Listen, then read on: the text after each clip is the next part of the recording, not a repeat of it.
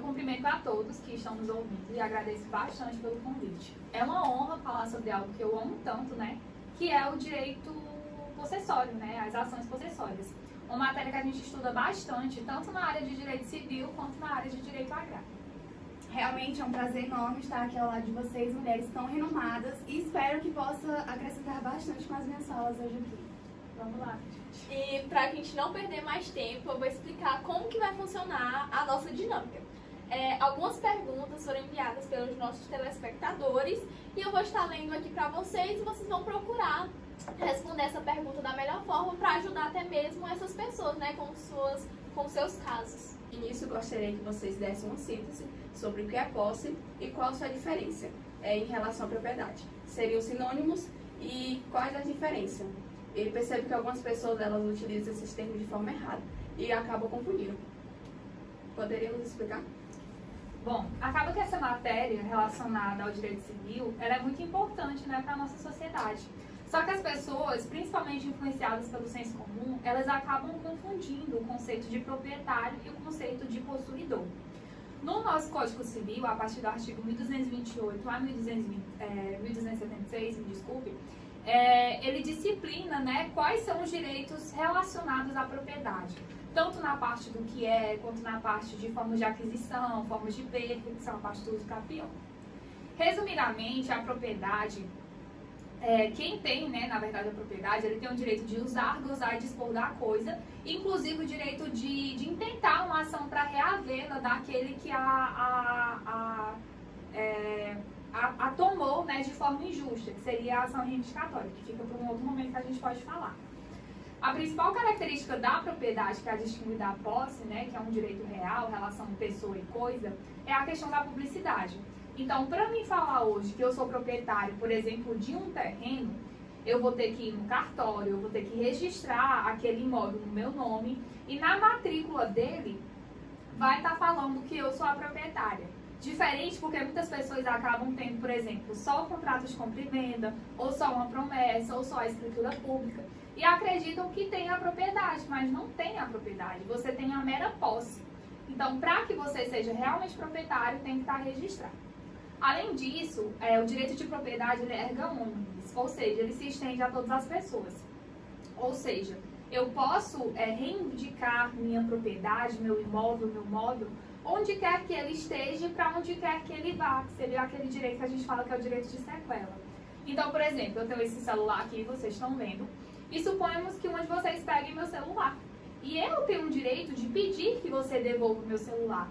Você estando aqui nesse podcast, você estando em São Luís, você estando no México, em qualquer lugar que seja, porque eu tenho uma nota fiscal que atesta que ele é meu. E já a posse é diferente. Quando a gente fala em propriedade, tem uma regra, né? Toda pessoa que tem propriedade, ela tem a posse. Mas seria só um tipo de posse? Não. A gente tem posse direta, a gente tem posse indireta, a gente tem posse exclusiva, a gente tem posse plena. Só que o contrário não é válido, porque nem toda pessoa que tem a posse, ela tem a propriedade. Então é importante a gente fazer esse debate na questão das ações possessórias e até, quem sabe, depois falar um pouquinho também sobre a questão de uso capião em outra oportunidade, em outro podcast. Então, no caso que eu expliquei, por exemplo, se eu tenho uma escritura pública, eu sou proprietário do imóvel? Não, eu tenho uma posse daquele imóvel. E para que eu seja proprietário, eu preciso daquele registro. Então, por isso que as pessoas confundem. São naturezas e características diferentes, só que, de certa forma, o direito que o proprietário tem é o mesmo direito que o possuidor ele tem. Espero que eu tenha... Certinho, bem esclarecedor essa explicação. E para dar início, como eu falei, que nós temos aqui várias perguntas dos nossos telespectadores, nós temos aqui a pergunta do senhor Valdeci, que é lá de Barra do Corda, e ele fez o seguinte questionamento. Sou dono de um imóvel de 45 hectares em uma cidade do interior do Maranhão desde 2012. Tenho, inclusive, escritura pública autenticada em cartório. Antes, deixava ela aos cuidados de meu caseiro. Em janeiro de 2022, fui informado de que a terra havia sido invadida por um terceiro que está na sua posse até a presente data. Como poderia o senhor Valdeci proceder com relação a essa questão aqui, Larissa? Bom, senhor Valdeci, de início você usou o termo dono. E aí uma coisa que eu quero esclarecer aqui é que o termo dono ele é muito usado corriqueiramente, mas ele não induz a propriedade. Como a Ana já falou, retomando o que ela disse, para você ser proprietário, você precisa da escritura registrada em cartório.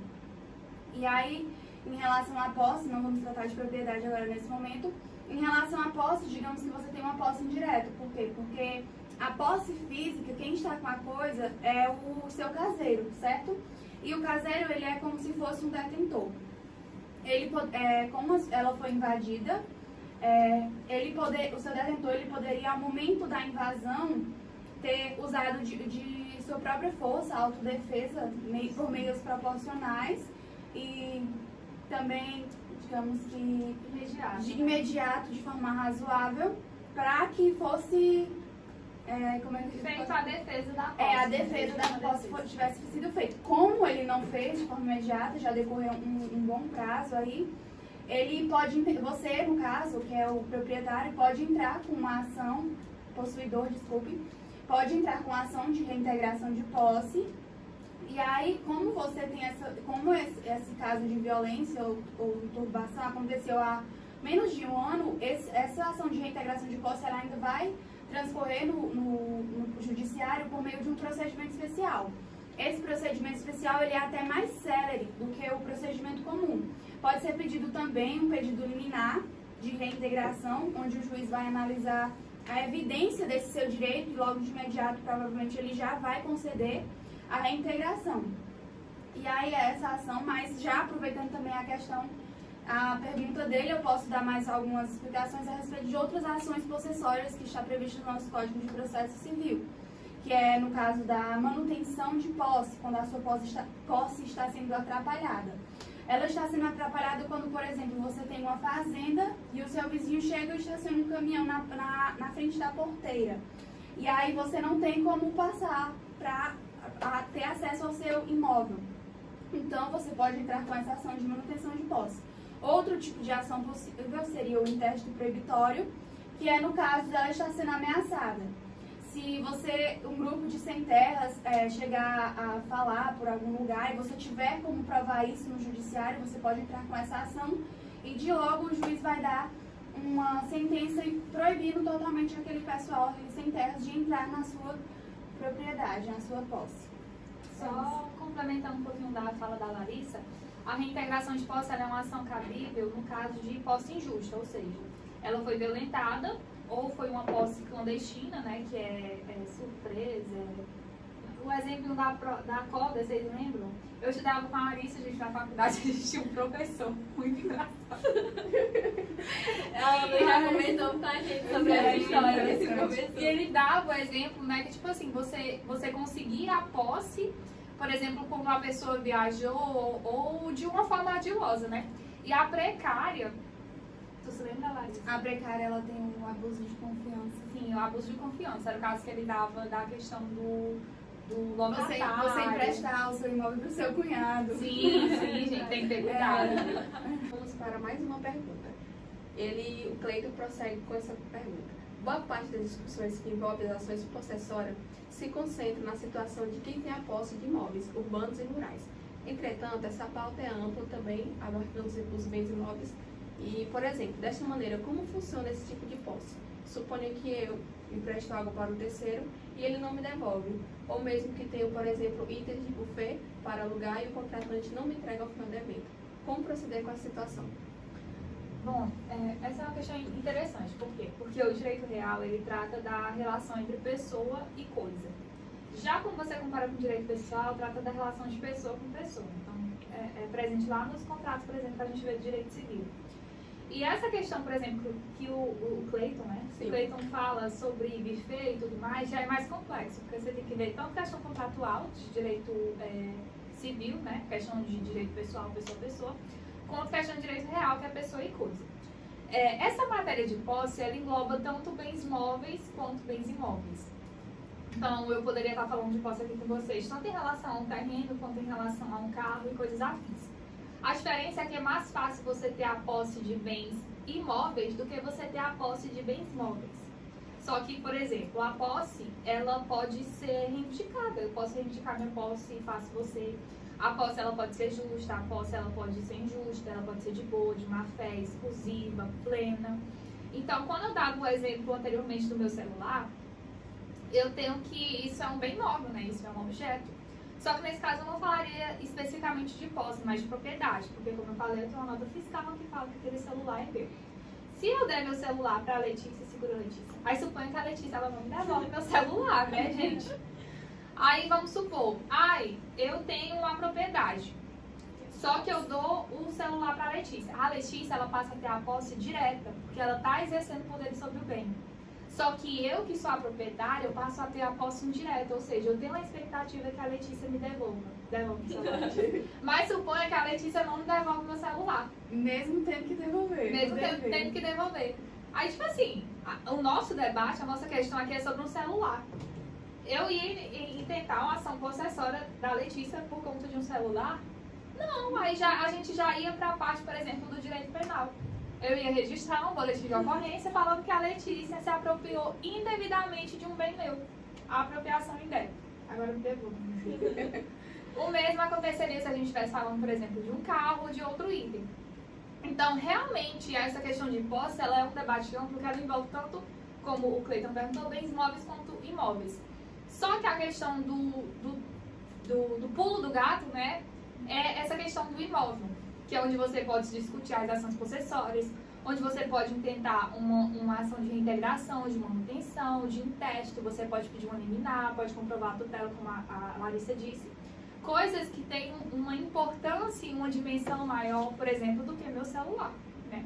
Então, é importante a gente fazer essas distinções. E continuando, agora eu tenho um caso aqui que foi mandado pelo Diego e eu percebo que isso é muito comum, que ele retrata aqui na pergunta dele, muito comum em casos de arrendamento de terra. E a pergunta diz assim: o pai do Diego arrendou 300 hectares de terra ao seu Zé para fazer a plantação de soja. Eles fizeram um contrato e ficou estipulado que o arrendatário, o seu Zé, deveria pagar 75 mil a cada semestre pelo uso da propriedade.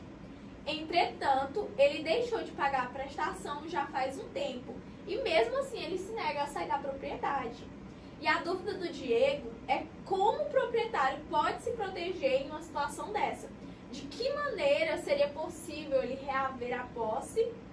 E se é possível que ele promova uma ação de uso capião extraordinário contra o seu pai, o pai dele, né? Após decorrido o prazo que é previsto em lei, já que ele estava na terra e se nega a sair. Então, é evidente nesse caso que se trata de posse precária. A posse precária, a Ana já comentou, a gente já deu uma prévia sobre o que é quando a pessoa ela tem o dever de devolver e não devolve. Ela passa até a posse de forma injusta. É o que a gente já tinha falado também, que é a respeito do abuso de confiança. O seu Zé, se não me engano, né? Sim. Ele tinha o dever de devolver a terra para o pai do Diego, assim quando o contrato se findou, mas ele não devolveu. E a outra coisa que é muito corriqueira nas perguntas é se é possível ele convalidar através do uso capião. E a resposta é não. A posse precária, ela nunca vai se tornar uma posse justa. E o Código Civil, ele só aprova a convalidação a partir do momento que ela se torna justa. Deixa eu citar um exemplo para vocês. No caso de uma violência, ao momento que essa violência cessar, que quer dizer, por exemplo, a minha terra foi violentada e eu nunca fui questionar ninguém que violentou. Então, eu nunca fui reivindicar aquele meu direito. Então, em algum momento, por ela ter... Em um decorrer de um tempo, ela vai passar a ser justa e aí essa pessoa vai poder requerer o uso capião. Mas, no caso da posse precária, ele não vai conseguir, porque o Código Civil e é um entendimento consolidado do STJ, que nem mesmo no decorrer do tempo ela vai conseguir se tornar uma posse justa. Ele vai continuar na posse até um certo momento que ele entrar com a ação de reintegração de posse, que é a ação cabível. No caso, ele não está com a coisa física, então ele precisa reaver. Então, a ação cabível é a reintegração de posse. Posse não é nenhum dos outros casos também de ações que eu já citei para vocês. E é essa questão mesmo de posse precária, abuso de confiança, e que ele não vai conseguir reaver. Ele nunca vai conseguir convalidar a posse precária dele, transformando por meio do uso capião em uma propriedade. Pois é, e dessas coisas aí que você falou, de posse injusta e tudo mais, a precária é a única das 3, se eu não me engano, né? Que Sim, ela não sim. vai se convalidar de forma nenhuma. Justamente pelo elemento abuso de confiança. Também é muito comum conflitos de posse que envolvem mais de 2 pessoas. Então, a dona Tereza acabou de enviar uma pergunta. Ela é proprietária de um bem imóvel rural de 75 hectares na cidade do Uruçuí, Piauí. E em 2020, um casal de trabalhadores que moravam na região invadiram a terra, não deixando a margem para que o caseiro resistisse. Entretanto, a dona Tereza tentou resolver as coisas de forma pacífica, sem utilizar o sistema judiciário de maneira imediata. Isto posto, pouco tempo depois descobriu que o casal havia vendido a propriedade para o senhor Antônio José, paranaense recém-chegado na região, e desconhecia o litígio envolvendo o bem imóvel. Desta maneira, qual a relação entre o proprietário, violentador e o terceiro adquirente? Essa é a questão. Primeiro a gente tem que entender a relação inicial, né? A dona Tereza, ela era a dona proprietária, né? E a posse dela, ela foi violentada, no caso, né? É importante a gente falar quem é o caseiro. O caseiro, ele é um terceiro que exerce a posse em nome do proprietário, do real possuidor, né? Que nesse caso seria a dona Tereza. Ao caseiro é dado o mesmo direito que o possuidor tem, por exemplo, de, como a Larissa tinha explicado antes, fazer a defesa da posse. Essa defesa ela precisa ser imediata, ou seja, está acontecendo, está na iminência de acontecer, precisa ser proporcional e utilizar os meios razoáveis. Como ele não defendeu, ele perdeu aquela posse. Agora, a primeira coisa importante, a dona Tereza, ela tem, a partir do momento em que ela perde a posse, 1 ano e 1 dia, né, a partir do momento que ela toma conhecimento, para intentar a ação de reintegração de posse, que seria cabível nesse caso de violência, que é o caso de espúrio, e para que aquela posse ela seja considerada uma posse nova e ela consiga intentar esse procedimento no judiciário pelo rito especial, ou seja, mais rápido, mais célere. Só que, pelo que eu percebo, já vai fazer quase 2 anos que isso aconteceu. E qual é o grande problema? Uma terceira pessoa se envolveu na questão. Como é que fica a situação desse terceiro? Primeiro, a gente tem que ver qual é a natureza dessa posse desse terceiro, se ela é de boa ou de má fé. O nosso Código Civil ele diz que a posse de boa fé é aquela que não é violenta, não é precária e não é clandestina, ou seja, uma pessoa que desconhecia os vícios que são oriundos, né, daquela posse inicial, daquela posse violenta. Se esse senhor, qual é o nome dele? Senhor Antônio José. Se o senhor Antônio José desconhecia esse vício, adquire a posse de boa fé, faz benfeitorias naquela terra, investe naquela terra, não tem porquê, por exemplo, a dona Tereza intentar a ação de reintegração de posse contra ele. No máximo, ela vai pedir uma indenização por danos morais. Porque, na verdade, quem esbulhou, né, quem violentou a posse dela não foi ele, foi o casal. Já em relação ao casal, sim, ela poderia intentar uma ação de reintegração de posse. Mas supondo que o Antônio José ele sabia dessa condição e mesmo assim ele comprou a terra. Ah, mas como é que o juiz vai saber que a posse dele foi de má fé? Por exemplo, a terra dela tinha 75 hectares. Quanto equivale uma terra de 75 hectares em Uruçuí? Sim. Em Uruçuí, suponhamos que vale 100 mil. Mas ele comprou de 50. Ali ele já poderia presumir, né, de forma legal, de forma do senso comum mesmo. Qualquer pessoa consegue presumir que aquilo ali tem um problema envolvendo aquela terra. Aí contra ele seria possível a ação de reintegração de posse. Só para finalizar, uma coisa muito interessante também é que é proibido, né, porque a gente sabe, a ação de reintegração de posse, ela discute posse. Então não tem como você reivindicar a propriedade na ação de reintegração de posse. Se a dona Tereza quisesse reivindicar propriedade, ela intentaria uma ação de ação reivindicatória. E outra coisa, suponhamos que o terceiro de boa fé, ou o terceiro adquirente, ele tem uma posse de boa fé. Como eu falei, ela não vai poder intentar ação possessória contra ele, mas contra o casal que usurpou a posse dela, né? Ao mesmo tempo, ela pode intentar uma ação de reintegração de posse, uma ação reivindicatória? Não, porque o nosso Código Civil, ele veda a interposição concomitante que pede, né, o reconhecimento do domínio, então não seria possível. Já se ela intentasse a ação que discute propriedade em relação ao casal, né, e uma ação possessória em relação ao terceiro adquirente de má-fé, aí sim seria possível. Mas isso aí é assunto para outro podcast, porque é muito grande, muito extenso e tudo mais. Esse aí, o caso que a Gabi acabou de ler é um dos, acho que, mais complicadinhos que a Sim, gente teve é. aqui nas perguntas de hoje, né? E agora já estamos quase encerrando o nosso Pod Posse. Foi muito bom ter vocês aqui com a gente, essa conversa que tirou várias dúvidas, né? A diferença de posse, propriedade. E a gente espera que tenha ajudado também essas pessoas com seus casos, que a partir de agora, né, se não tiverem já tomado alguma providência, que eles agora já sabem o que eles podem fazer. E nós gostaríamos de saber, meninas, se vocês estão atendendo aqui em Balsas, na nossa cidade, como que está funcionando aí o atendimento de vocês, né? Então, a gente anda sempre propagando esses conhecimentos através das nossas redes sociais, vocês podem acompanhar. Mas atender as demandas aqui da cidade, das regiões, a gente não consegue.